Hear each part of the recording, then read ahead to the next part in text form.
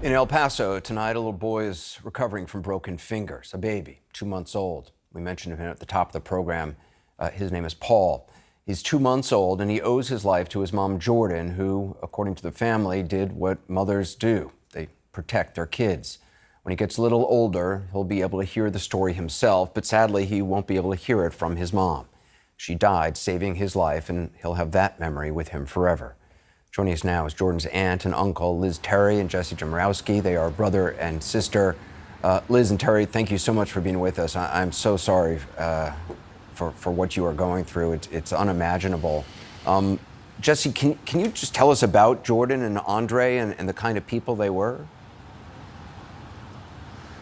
They were beautiful. They were very hardworking.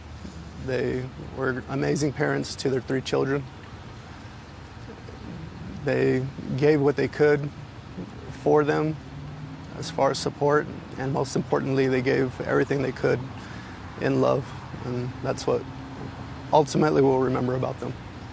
And Liz, I understand that Jordan, she dropped off one child, and I think at cheerleading practice, correct me if I'm wrong, and they went to the Walmart to buy school supplies. Is that right? Yes, they were.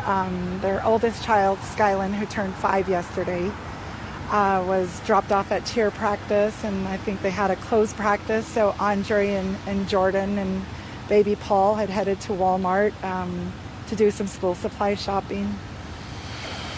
And we're obviously. Paul's just two months old. I mean, it was. I mean, it's so incredibly recent that they must have been so joyful.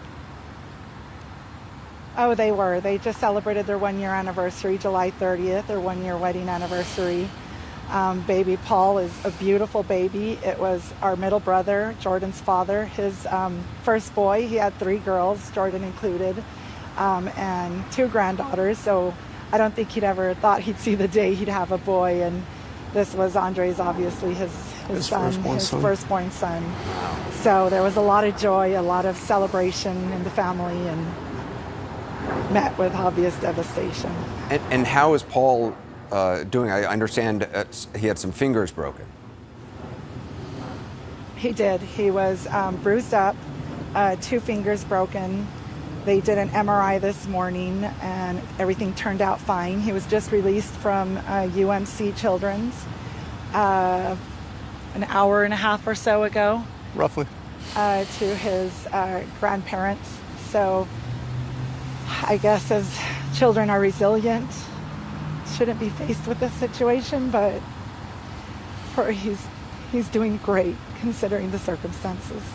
And what do you know about how he was found? Because I understand Jordan was alive and actually brought to the hospital. Correct. From what we understand, she was taken into critical condition. What little we know, just with all the chaos and all the things that have been said, is that he was pulled. Baby Paul was pulled from her, still had blood. I would imagine, from what we understand, he went into the hospital as John Doe, baby John Doe.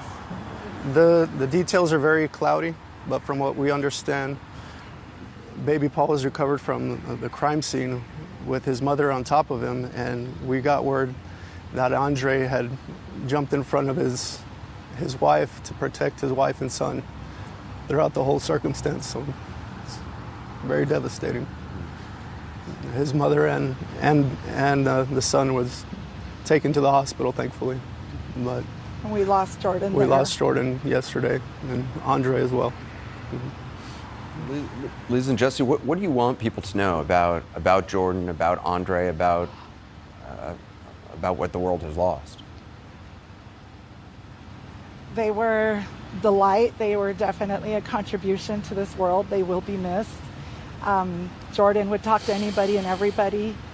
She was every bit of a self-sacrificing mother, and obviously Andre, an amazing father. She was the light of our life. She was the jokester. She was the contagious laugh, a smile that could light up the room, and the world could know that two amazing humans were stripped from us and their babies. are left now parentless, but we will do everything in our power to, as a family, to unite behind them and continue to remind them of the amazing parents that they had. Just, there's not enough words to, I think the ultimate sacrifice a parent can show of love is obviously shielding your children, which you shouldn't be doing in a Walmart when you're shopping for school supplies. Liz for bullets. Liz and Jesse, I appreciate you in your grief telling us about them, and again, I'm so sorry for what your family is going through. Thank you. Thank you. Our condolences to the rest of the victims and families. Thank you very much. Again, thank you for talking to us. You take care.